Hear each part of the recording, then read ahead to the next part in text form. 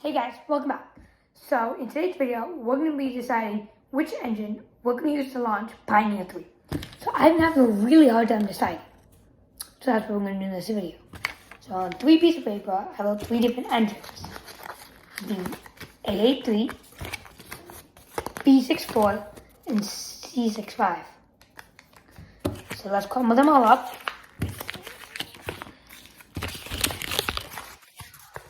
Let's see which engine we're going to use.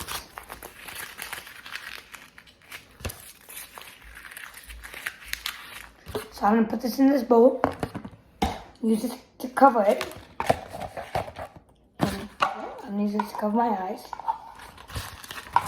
and I'm going to look at it and I'm going to choose a piece of paper. 10, 9, 8, 7, 6, 5, 4, 3, 2, 1. We are going to be using a A83 engine. So going back to a first engine. So if you guys like this video, please like and subscribe. And if you guys want me to do more type of these videos where I need to choose something, just leave a comment below.